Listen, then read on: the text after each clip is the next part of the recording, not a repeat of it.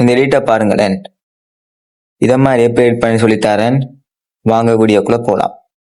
முதல்ல உங்க கேக்பேட் ஆப்புக்கு போய் அது ஒரு பிளாக் கலர் ஸ்கிரீனை செலக்ட் பண்ணிக்கோங்க. ஒரு தனி பிளாக் கலர் ஸ்கிரீனை செலக்ட் பண்ணதுக்கு அப்புறமா கீழே பார்த்தீங்கன்னா ஓவர்லே இண்டிக்கும் அதை கிளிக் பண்ணி ஹெட் ஓவர்லேயில் உங்களுக்கு தேவையான இமேஜை செலக்ட் பண்ணிக்கோங்க. அந்த இமேஜோட லென்த்தை கொஞ்சம் இன்க்ரீஸ் பண்ணி அந்த இமேஜை செலக்ட் பண்ணி அப்படியே கீழே தள்ளி போய் பார்த்தீங்கன்னா அது வந்து டிரான்ஸ்ஃபார்ம் இண்டிக்கும். அந்த டிரான்ஸ்ஃபார்மை கிளிக் பண்ணி அட்வான்ஸ் கிளிக் பண்ணிக்கோங்க. அட்வான்ஸை கிளிக் பண்ணதுக்கு அப்புறமா பொசிஷனுக்கு பக்கத்துல ஜூம் இண்டிக்கும் அதை கிளிக் பண்ணி அதை 50 வச்சுக்கோங்க. அப்படி நீங்க அப்லோட் பண்ற மற்ற 4 போட்டோ 50 ஆக்கி ஒவ்வொன்றையும் ஒவ்வொரு மூலையில வச்சுக்கோங்க.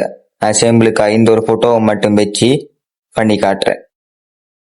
இப்படி ஒவ்வொரு போட்டோவையும் வச்சதுக்கு அப்புறமா ஒவ்வொரு போட்டோவையும் ஒன்றன் பின் ஒன்றா 5 செகண்ட் பிந்தி செட் பண்ணிக்கோங்க. ஒரு போட்டோக்கு விட பிந்தி 5 செகண்டா அடுத்த போட்டோவை செட் பண்ணி அதே விட பிந்தி ஒரு 5 செகண்டா அடுத்த போட்டோவை செலக்ட் பண்ணி அதே விட பிந்தி ஒரு 5 செகண்டா மற்றவங்களை செலக்ட் பண்ணி அப்படி 4 போட்டோவையும் செலக்ட் பண்ணிக்கோங்க.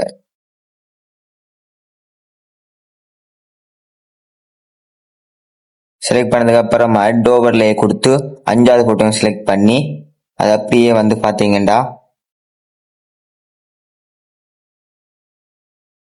5வது போட்டோவை ரிமூவ் பிஜின்னு இருக்கும். ரிமூவ் பேக்ரவுண்ட் அதை கிளிக் பண்ணி ஆட்டோ ரிமூவல கொடுத்துக்கோங்க. தானாவே பேக்ரவுண்ட ரிமூவ் ஆகி நம்மளுக்கு கிடைச்சிடும். அதுக்கு பக்கத்துல பாத்தீங்கன்னா ஸ்ட்ரோக் இருக்கும். அந்த ஸ்ட்ரோக்கை கிளிக் பண்ணிக்கோங்க. கிளிக் பண்ணி அதில் லூமினைஸ் என்று ஒன்று இருக்கும். அதை கிளிக் பண்ணி அந்த கீழே கலரில் அந்த பிளாக் கலரை கொடுத்துக்கோங்க.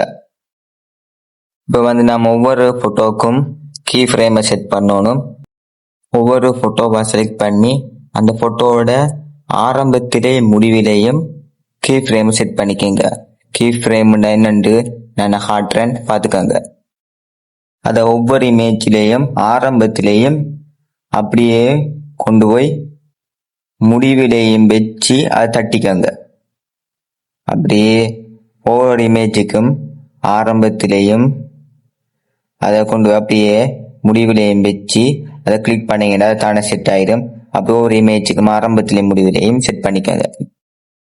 செட் பண்ணதுக்கு அப்புறம் முதல் அப்லோட் பண்ண போட்டோ இருக்குதானே, அதுக்கு மேலே அந்த கீ ஃப்ரேமுக்கு மேலே அந்த கோடு வர மாதிரி கொண்டு போய் அதை அப்படியே இடது பக்கம் கொண்டு போய் அந்த இமேஜ் இடது பக்கம் கொண்டு போய் செட் பண்ணி வச்சுக்கோங்க. அதே போல மற்ற இமேஜில் கீ ஃப்ரேமுக்கு மேலேயும் அந்த கோடு வர மாதிரி அப்படியே வச்சு மற்ற போட்டோவை அப்படியே ஒரு சைட்டுக்கு கொண்டு போய்க்கோங்க. விரும்பின சைட்டுக்கு மேலே இல்லாட்டி விரும்பின சைட்டுக்கு கொண்டு வைக்கலாம். அப்படியே 4 போட்டோவையும் எங்கிருந்து அந்த போட்டோ அப்படி மேலுக்கு வரணுமோ உங்களுக்கு ஆசையோ அந்த சைட்டில் அப்படியே கொண்டு வைக்கங்க.